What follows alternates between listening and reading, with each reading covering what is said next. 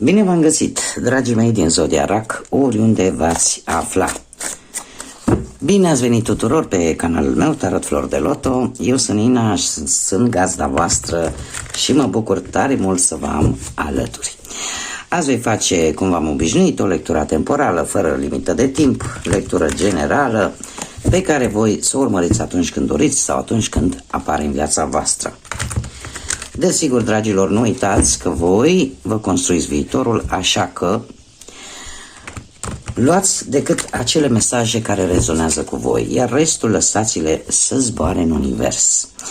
De asemenea, puteți completa această lectură în cazul în care nu rezonați, vizionând celelalte zodii care pot reprezenta pentru voi, poate ascendentul, Luna, Venus sau alte planete importante din cartea voastră natală. Bun, dragilor, haideți să vedem toți cei care aveți Soare, Lună, Venus, ascendentul în Zodia Rac, cu ce energie ne confruntăm, care este energia voastră, dragilor. Și haideți să vedem. Avem o hartă. Se pare că energia voastră este una destul de curioasă. Sunteți într-o perioadă în care vreți să vă găsiți propriul drum. Nu știu, poate că pregătiți o călătorie într-o zonă pe care nu prea o cunoașteți foarte bine. E posibil unii dintre voi chiar să fie curioși, poate să citească hărți astrale, da? Să începeți așa să descifrați anumite semne cu care poate vă întâlniți în ultima perioadă. Alții poate că vor o altă perspectivă, vor să vadă o anumită situație dintr-o cu totul altă perspectivă. Avem Zodia Berbec, Zodia Berbec care ne vorbește foarte mult de pasiune, energie și nerăbdare. Haideți să vedem care este situația actuală pentru dragii mei din Rac. Situația actuală în acest moment pentru... Și avem biciul.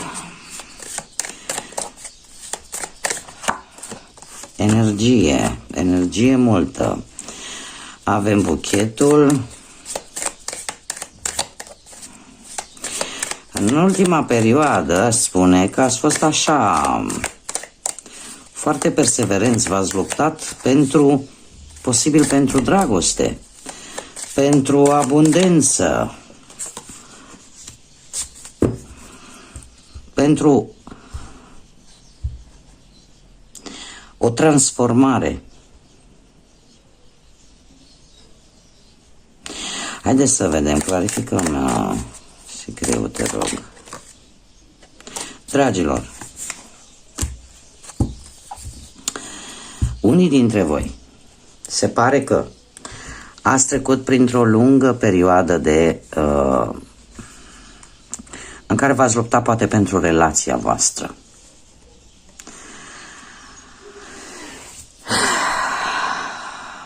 Pe care o credeați sfârșită, terminată. Doar că îmi apare acest soare, care e o carte foarte pozitivă, care ne vorbește de optimism, de putere, de ghidare. Poate ați crezut că dragostea nu mai vine în viața voastră.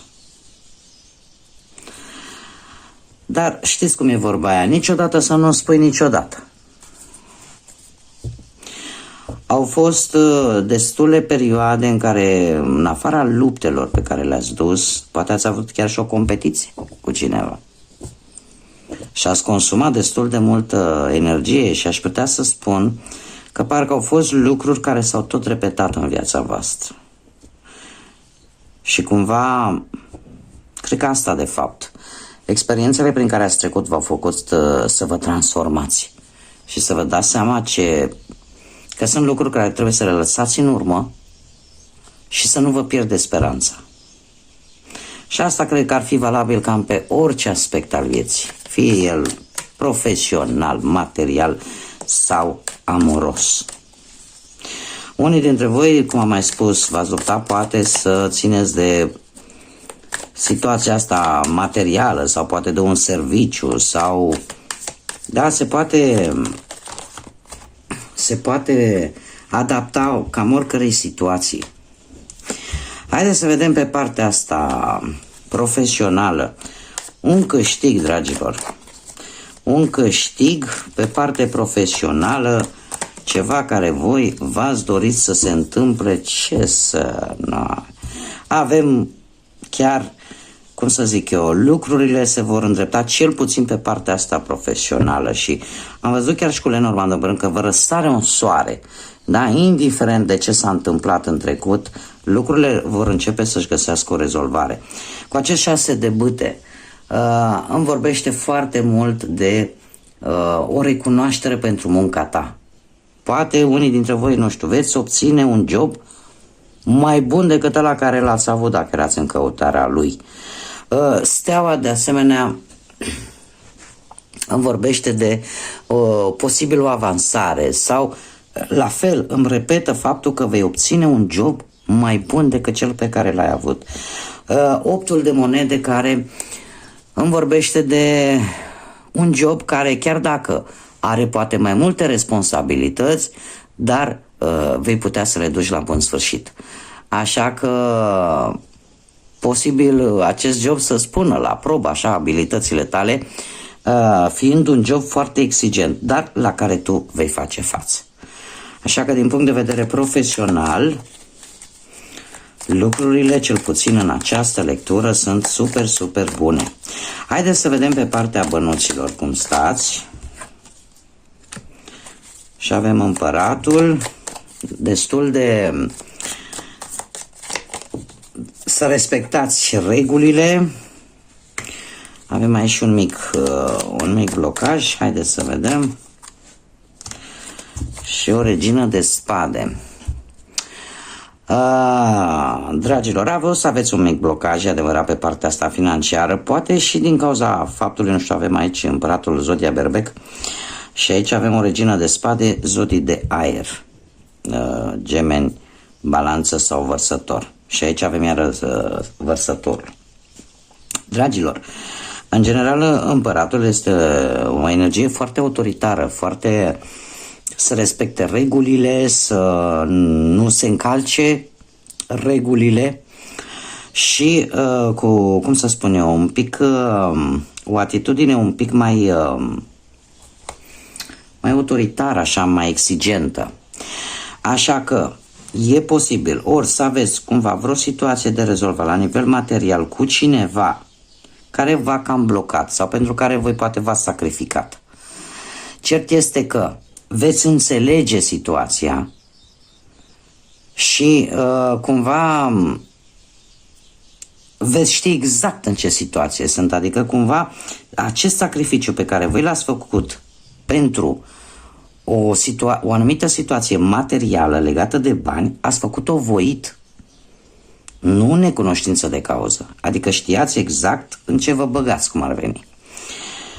Și haideți să vedem într-un final că poate v-ați dat seama, domne, dacă nu poți să rezolvi o situație, apelezi la cineva care poate.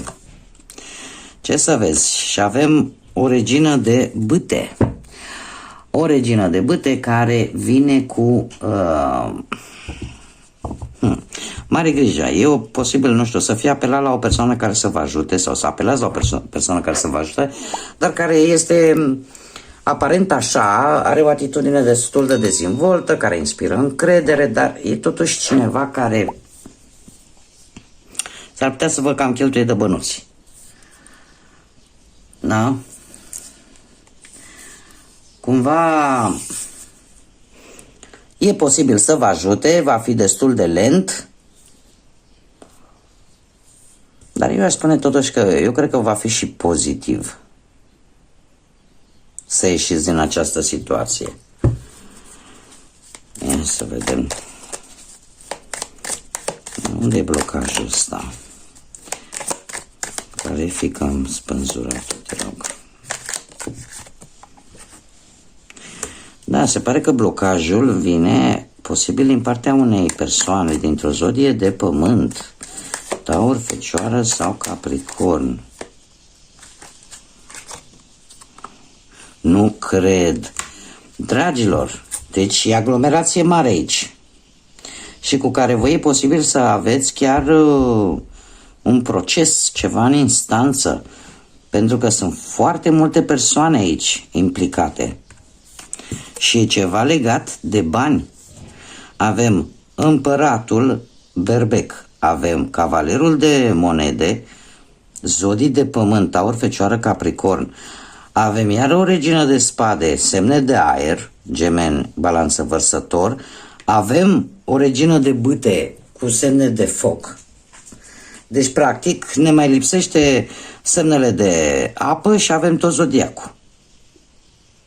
Și aici avem un rege de spade care poate fi reprezentat de vreun avocat, de vreun judecător, de o persoană care lucrează în mediul ăsta juridic al justiției. Deci este o situație legată de bani.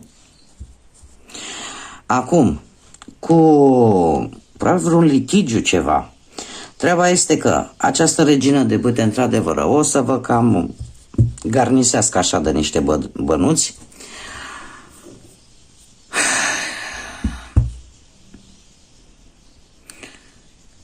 Cumva rezultatul va fi pozitiv, dragilor, dar nu se va rezolva situația atât de rapid.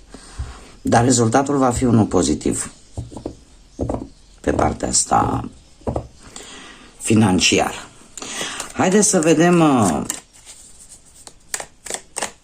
pe partea asta a dragostei ce vine.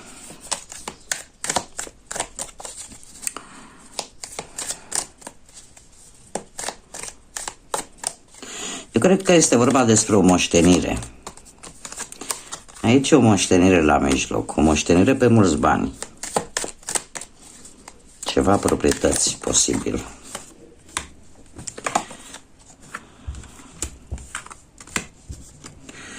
Bun, pe partea dragostei, dragilor, avem un 9 de monede, un 9 de spade, se repetă cifra 9, care îmi vorbește de, cum să spun eu, de a fructifica oarecum ceva la care ai lucrat în trecut. Haideți să vedem cu acest 9 de monede. 9 de monede e o carte foarte bună, pentru că ne vorbește de o realizare personală. Cum vorbim de dragoste, se pare că pentru unii dintre voi, dacă nu este bine în relație, e posibil să te gândești la o schimbare. Pentru alții, din câte văd eu aici, mai degrabă aș spune că nu prea sunteți mulțumiți. De ce? Pentru că aveți nopți nedormite. O stare accentuată de stres. Chiar dacă după avem judecata, care în general ne vorbește de înțelegere, da? Și dacă cumva ești nefericit în relația ta, poate că același lucru ne-l spune ca și acest 9 de monede. Ia-ți o pauză, gândește-te și vezi dacă schimbi ceva sau nu. Posibil unii dintre voi să primiți chiar un apel din partea cuiva important și asta să vă cam schimbe de idee. Clarifică în judecata, te rog.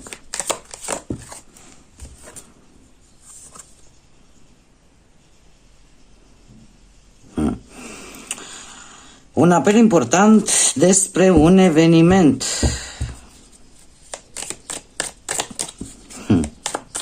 Sau un apel important despre venirea pe lume poate a unui copil,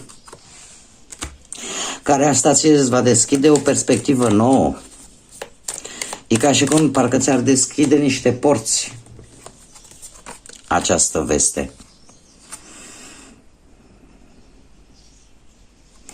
Și asta pentru că aici este vorba de ceva ce pe tine cumva te-a rănit. Și va trebui să faci o alegere. Nu știu cât de plăcută va fi această veste pentru tine, dragilor, pentru voi, cei care vă regăsiți. De ce? Pentru că mi-apare acest 10 de spade. Acest 10 de spade care îmi vorbește de durere sufletească. Și cum a căzut pe planul ăsta, într-adevăr, se va produce o schimbare cu acest 3 de bâte în urma acestei vești. În urma acestei vești. Așa că tind să cred, dragilor, că unii dintre voi chiar sunteți nefericiți în relație, cei care desigur se regăsesc. Va trebui să faci o alegere într-un final, în urma acestei vești care te va durea, va avea va aduce momente destul de dureroase, va veni așa ceva foarte neașteptat, poate o decepție, sau poate vei afla de anumite jocuri ascunse, dar care pe tine te va face să, cum să spun eu, te va pune un pic în dilemă și vei încerca cumva să rezolvi situația într-un fel sau altul. Parcă vei încerca să ții echilibru, poate atât pe tine, cât și situația. Cei care sunteți singuri, n-am cum să vă spun de bine dacă asta mie mi-arată cărțile. Și îmi pare rău când se întâmplă lucrurile astea, dar cărțile spun energiile pe care le surprind. Cei care, de exemplu, sunteți singuri, aș spune că ați avut acum de curând, de puțină vreme, senzația că ați găsit pe cineva. Doar că, doar că din păcate nu a fost ceea ce voi ați crezut posibil. Posibil și asta. Pentru că în urma unei vești, a unui telefon, a unui apel, a venit o veste pe neașteptate care nu prea v-a căzut bine și atunci o să vă cântăriți foarte bine opțiunile cam ce o să faceți pe viitor sau cum veți aborda problema pe viitor. E posibil unii dintre voi să cam simțiți că ceva nu este în regulă și nu m-ar mira pentru că sunteți o zodie de apă și aveți o intuiție foarte, foarte puternică. Și așa că e posibil ca voi să simțiți deja că ceva nu este în regulă, că ceva se întâmplă, atât în relație cât și în general în viața voastră amoroasă. Uite că nici nu dau mai departe. Haideți să continuăm un pic aici cu doiul ăsta, clarificăm doiul. Să vedem.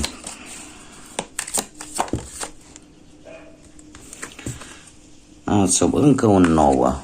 Sunteți obosiți, dragilor, dar nu vă lăsați. Nu o să renunțați, mai ales cei care sunteți într-o relație. Unii dintre voi chiar nu o să vreți să renunțați la luptă așa ușor, indiferent că vă este greu, că sunteți răniți, că vă doare. Mare grijă să nu faceți ceva impulsiv. Avem un cavaler de spade, implicații de zodii de aer, Gemeni în balanță, Vărsător. Cumva eu zic că apare o reîmpăcare pentru unii dintre voi. Apare o reîmpăcare, mai ales pentru cei care ați fost destul de distanțați. Ați fost destul de distanțați, mai ales poate să fie distanțare pe parte geografică, da, fizică, sau pur și simplu poate ați avut o lipsă de comunicare. Dar acest cavaler de spade îmi arată că pentru unii poate apărea o reconciliere. O reconciliere și cei singurei nu trebuie să vă lăsați pentru că șansele, fiecare avem câte o șansă, sau poate chiar mai multe. Important este să ieșim în calea lor și să le prindem atunci când ele vin. Da?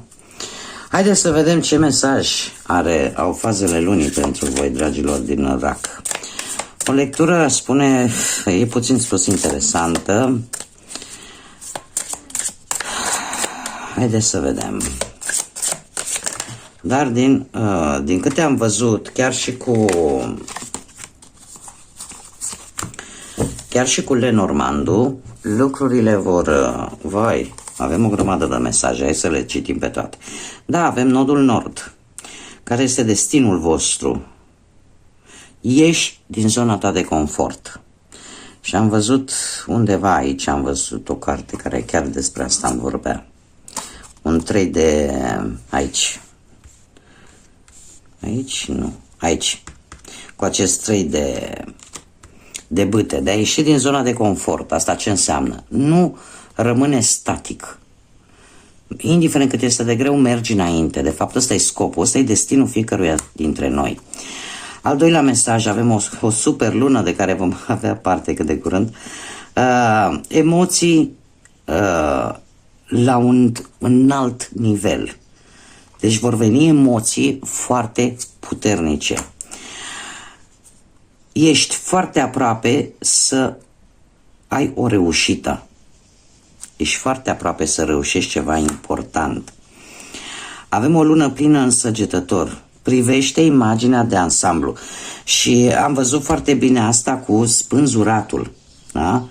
Cu spânzuratul, da? Privește-o dintr-o altă perspectivă. Da?